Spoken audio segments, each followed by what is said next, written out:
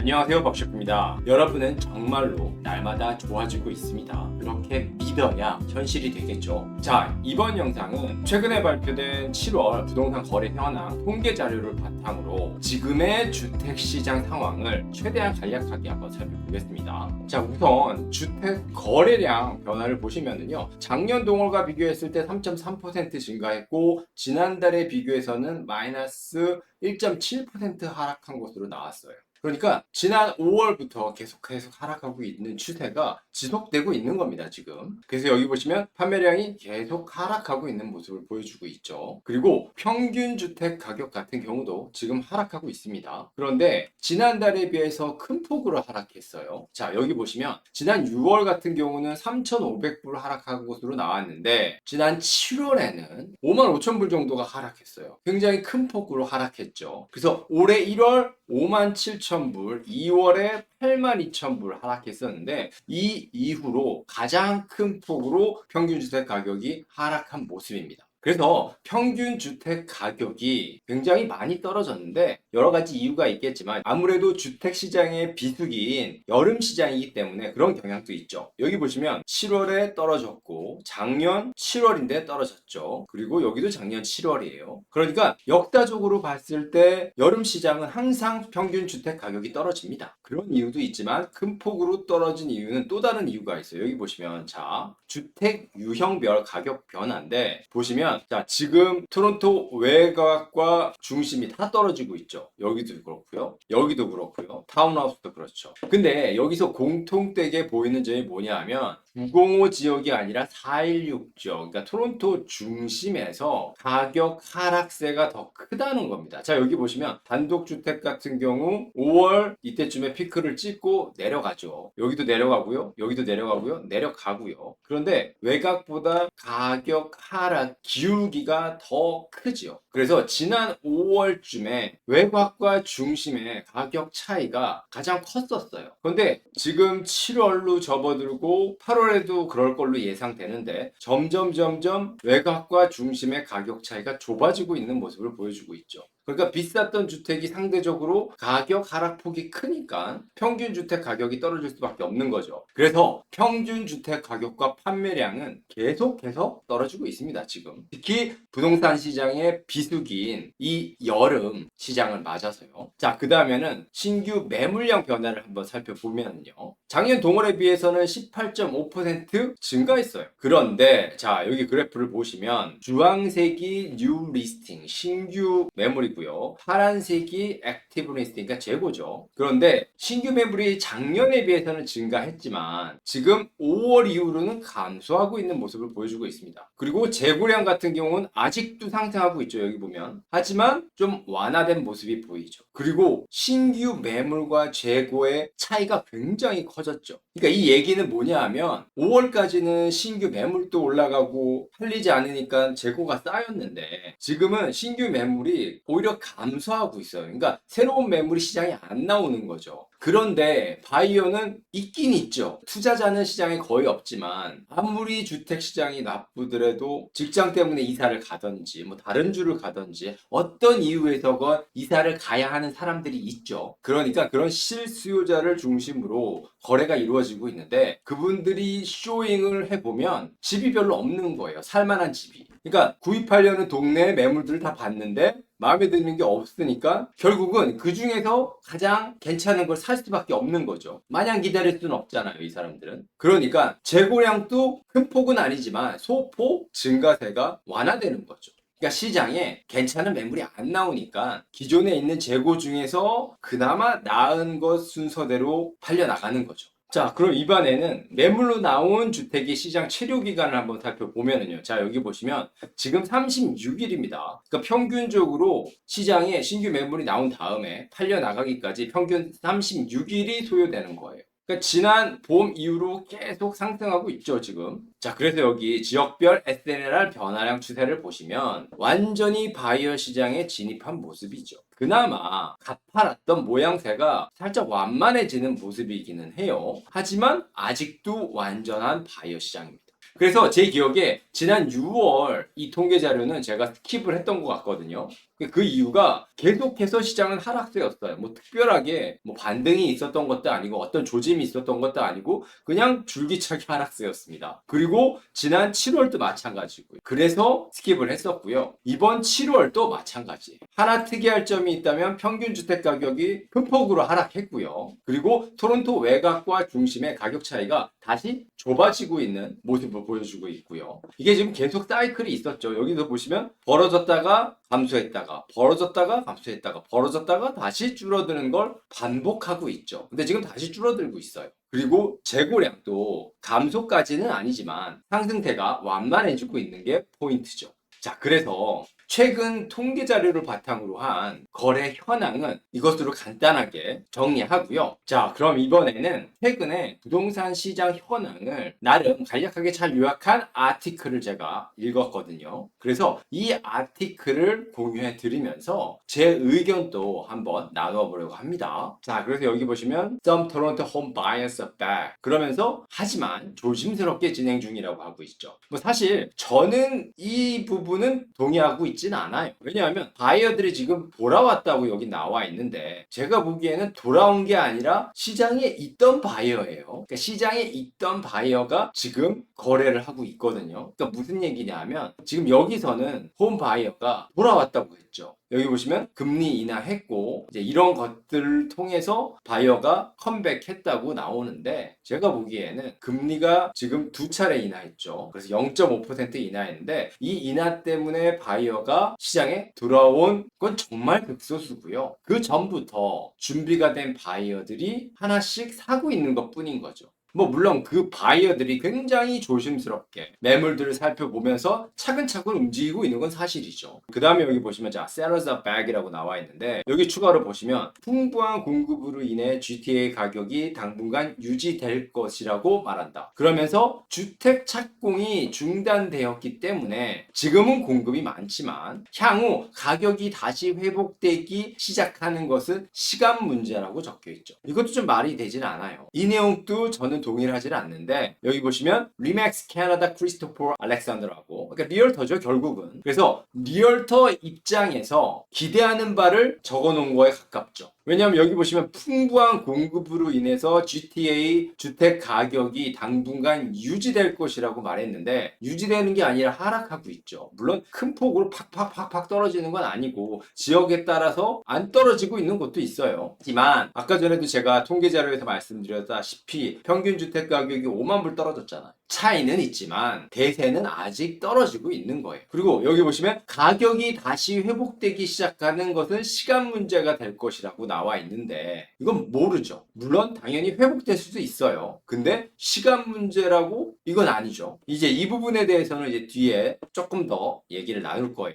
자, 그 다음에 여기 보시면 buyers are still cautious라고 나와 있죠. 그리고 좀 읽어볼게요. 특히 최근 몇 년간 주택 시장이 급락하면서 GTA 구매자들은 여전히 조심스럽게 주택 시장을 관찰하고 있다. 이거 맞죠? 방금 전에 제가 설명드렸죠. 그리고 좀 더 보시면 자, 많은 부동산 전문가들이 단 한 번의 요금 인하로 인해 구매자들이 다시 몰려들 것이라고 생각했지만 그런 일은 일어나지 않았고요. 두 번째 금리 인하도 일부 사람들이 예상했던 것만큼 격렬한 행동을 촉발하지는 못했죠. 그러면서 여기 보시면 자 많은 구매자들이 자신감을 가지고 시장에 다시 진입하려면 대출금리가 약 4% 이하는 되어야 한다는 거죠. 그러니까 지금보다 0.5% 정도 떨어져야 된다는 거예요. 그러니까 지금과 같은 추세면 지금 9월 4일 날 한 번 더 금리 발표가 있거든요. 그리고 그 다음이 10월 23일입니다. 10월 23일에도 금리 인하를 할지 안 할지는 모르겠지만 일단 지금 추세로는 9월 4일 날 금리 인하를 할 가능성이 높죠. 그럼 3번 금리 인하가 된 거고 그 이후에 한 번 더 한다고 치면 그러면 최고점에서 1% 정도 금리가 인하해서 4% 이하가 되는 거죠. 이제 그 정도가 돼야지 그리고 그 정도 시점이 돼야지 구매자들이 움직일 거라는 거죠. 뭐 그때 가봐야 하겠지만 일리는 있는 말이죠. 그리고 여기서 많은 부동산 전문가들이 단 한 번의 금리 인하로 인해서 구매자들이 다시 몰려들 것이라고 생각했고 두 번째 금리 인하로 구매자들의 추가 행동 행동이 있을 거라고 예상을 한 그 이유가 여기 있어요. 자, 보시면 GTA가 보다 전형적인 여름 시장으로 돌아왔다. 지난 몇 년 동안 우리는 1년 내내 다소 바쁘게 지내는데 익숙해졌다. 그러나 우리는 여름이 일반적인 부동산 거래에 있어서 더 느린 시기라는 것을 기억해야 한다. 그리고 여기 보시면, 자, 그리고 지난 몇 년은 너무나 평범하지 않았기 때문에 사람들은 기회가 잡히기 전에 또는 다음 주나 다음 달처럼 가격이 빨리 오르기 전에 기회에 뛰어들어야 한다고 느꼈다. 그러니까 자, 정리를 좀 해보자면 이런 거예요. 아까 전에도 제가 통계 수치를 가지고 말씀드렸잖아요. 매년 사이클이 이렇게 있어요. 높고 낮음의 차이는 있지만 이 사이클은 같단 말이에요. 봄에는 올라갔다가 여름엔 떨어지죠. 가을에 좀 올라갔다가 겨울에 또 떨어져요. 이게 일반적인 사이클인데 여기서 하는 얘기는 지난 몇 년 동안 시장이 정상적이지 않았죠. 코로나 이후로. 그러니까 여름에도 핫했고 그리고 올라갈 때는 급격하게 올라갔죠. 여기에 지금 사람들이 익숙해져 있는 거예요. 아직도. 그래서 최근 몇 년 동안 주택 가격이 하락했지만 계속 하락했던 게 아니죠. 봄 시장엔 확 하고 올라갔다가 하락하고 이게 지금 반복되니까 사람들이 시장이 어떻게 바뀔지 모른다는 그 변동성 때문에 긴장을 하고 있는 거죠. 그러니까 많은 사람들이 금리가 한 번만 낮아지면 시장이 확 하고 바뀔 수도 있다고 추측하게 되는 거죠. 실제로 재작년에 그랬죠.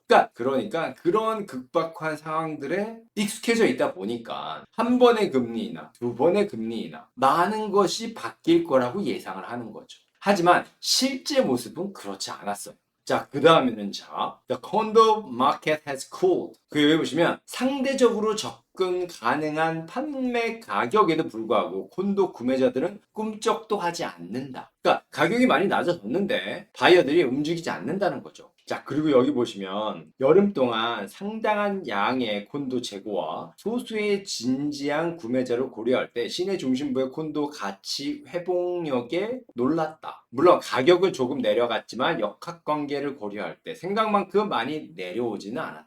정말 절박한 판매자가 많지 않다는 것을 말해준다. 판매자는 여전히 뒤로 물러서서 원하는 오퍼가 오기를 기다리고 있다. 자, 이 부분에 대한 제 의견은 조금 달라요. 제 생각이 아주 틀리다고 볼 수는 없는데 좀 케이스 바이 케이스입니다. 예를 들면 제가 최근에 콘도 쇼잉을 가보면 한 5개를 보면 1개, 많으면 한 2개 정도 제가 쇼잉을 했던 콘도의 리스팅 에이전트한테 전화가 와요. 그래서 셀러가 굉장히 모티베이트 하니까 원하는 가격 얘기해. 그럼 우리 웬만하면 조정을 가능해. 이런 전화가 오거든요. 그러니까 5개 매물을 쇼잉하면 1개 정도 매물에 리스팅 에이전트한테 그런 연락이 오니까 대략 20% 정도는 셀러가 급한 거죠. 그러니까 일종의 급매인 거죠. 하지만 나머지 80%는 그렇지 않아요. 나머지 80% 중에는 정말 여유가 있어서 그냥 시장에 던져놓은 사람도 있고요. 한편으로 어떤 셀러는 기대치가 아직도 높은 셀러도 있고요.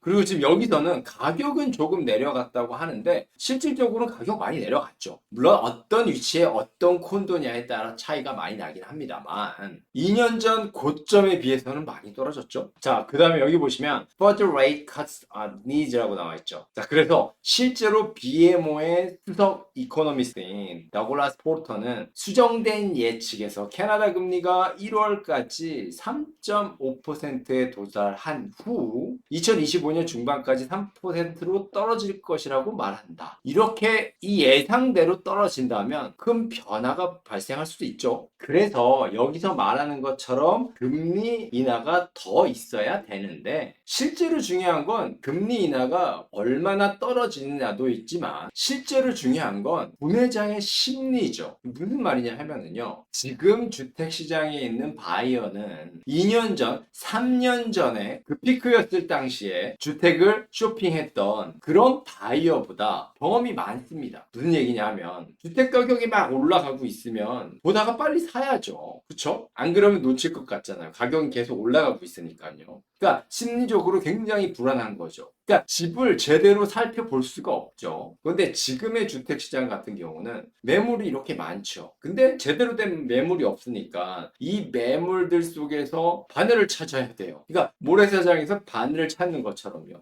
근데 이 바늘이 드물죠. 그래서 바늘이죠. 그러니까 이 과정 속에서 많은 노하우를 습득한 겁니다. 그러니까 제가 우스갯소리로 어떤 클라이언트 분한테는 이렇게만 얘기하거든요. 아, 이제 리얼터 하셔도 되겠어요. 그러니까 그만큼 많이 봤기 때문에 눈이 높아졌다고 할 수 있어요. 자, 그럼 이렇게 본의 아니게 트레이닝된 바이어가 어떻게 바뀔 수 있을까요? 이 바이어들의 심리가 바뀌려면 큰 변화가 필요하겠죠. 우선 지금 나와 있는 시장에 있는 매물들이 팔리기 시작해야겠죠. 그리고 가을이 되면 신규 매물들이 이제 더 들어오겠죠. 가을 시장이 되면 아무래도 좀 더 사고 팔려는 활동이 활발해질 테니까요. 그러면 그 신규 매물을 위주로 또 팔려 나가겠죠. 프레시한 상품이잖아요. 그리고 나서 이게 다 팔리고 나면 또 남아있는 재고들 중에서 볼 텐데 결국은 지금 시장에 있는 바이어보다 더 많은 바이어가 시장으로 유입돼야지. 그래서 이 바이어들이 시장에 쌓여있는 재고들을 소진시켜야지 결국 바이어들의 심리가 바뀌겠죠. 뭐 불안까지는 아닌데도 아 이제는 웬만하면 사야겠다는 마인드로 바뀌겠죠. 그리고 이 심리를 자극하는 게 가장 눈에 바로 잘 보이는 금리죠. 그래서 많은 사람들이 금리 하고 있고 리얼터 같은 경우는 금리 한 번, 두 번, 세 번이면 주택시장이 달라지겠다고 말하는 것도 조금은 일리가 있는 거고요. 자, 그런데 여기 보시면 Beyond Rate Cuts라고 나와 있죠. 무슨 말이냐 하면 자, 금리는 필연적으로 시장 활동에서 중요한 역할을 하지만 더 큰 그림을 고려하는 것이 중요하다. 그래서 좀 더 읽어보면 자, 미래의 금리 인하가 구매자와 주택 소유자에게 이자 최고점에서 약간의 숨통을 트일 수 있는 기회를 제공하는 중이지만 주택 가치와 거래 건수에 분명히 영향을 미치는 다른 요소가 여전히 너무 많다. 여기에는 현재 비용이 포함되는데 그러면서 생활, 주택 경제성, 현재와 미래 경제 상황, 이자율, 정부 정책 등등등. 그러니까 사실 금리가 부동산에 미치는 영향은 이 전체적인 경제 상황 속에서 요만큼이죠. 일부분이죠. 이 일부분이 경제에 큰 영향을 미치기도 하지만 근데 이 경제라는 범위가 워낙 광대하기 때문에 저희는 이걸 다 볼 수가 없죠. 그리고 저만 해도 부동산, 모기지 이쪽만 자꾸 보게 되죠. 이게 주로 하는 일이니까요. 그러다 보니까 아까 전에 말씀드렸듯이 가장 보기 쉬운 금리를 기준으로 보게 되는 거죠. 하지만 그 금리가 중요한 만큼 그 뒤에 더 중요한 것도 많죠. 물론 그걸 보기 시작하면 답이 안 나오는 것도 사실이에요. 왜냐하면 고려해야 될 변수들이 너무 많죠. 자, 그래서 여기 보시면 모든 시선은 9월 4일 뱅크 오브 캐나다의 다음 금리 발표에 쏠릴 것이다. 상황이 어떻게 진행될지 몇 달 더 지켜봐야 하며 가을이 오면 소비자 신뢰에 대해 훨씬 더 나은 아이디어를 얻게 될 것이다. 그렇죠. 다른 건 몰라도 이 9월 4일이라는 금리 발표가 있는 시점이 이제 가을 시장이 시작이죠. 여름방학도 끝났고 그리고 실제로 최근에 한 예를 들면 제가 쇼잉을 했던 매물인데 토론토 외곽에 있는 주택인데 70만 불에 리스팅이 돼 있었는데 두 번째 금리 인하 이후에 3만 불을 올렸어요. 그래서 제가 무슨 일이 있었냐고 제가 전화를 했었거든요. 그랬더니 야 금리 두 번이나 내렸잖아. 변화가 있겠지. 난 그렇게 생각해 이러는 거예요. 그래서 제가 진짜 변화가 있을까? 그랬더니 리스팅 에이전트가 하는 얘기가 뭐 아니면 말고 아유 나도 여름에 휴가 가고 좀 쉴래. 그래서 이렇게 해서 안 팔리면은 내렸다가 9월에나 다시 올릴래? 그럼 좀 달라지겠지. 그때는 또 한 번 떨어질 테니까 이러는 겁니다. 그래서 전반적인 경제 상황은 계속해서 나빠지는 와중에 그죠? 금리 인하가 계속 된다는 얘기는 경제 상황이 그만큼 좋지 않다는 거죠. 그런데 그럼에도 불구하고 어떤 일부는 주택 시장의 활성화를 기대하고 있는 모습이죠. 여러분은 어떻게 생각하시나요? 제 생각보다 여러분의 생각이 중요하죠. 결정은 바이어, 셀러 스스로 하는 거니까요. 네, 오늘은 여기까지만 하겠습니다. 지금까지의 영상이 도움이 되셨다면 좋아요, 구독, 알람 버튼 부탁드립니다. 지금까지 박 셰프였습니다. 감사합니다.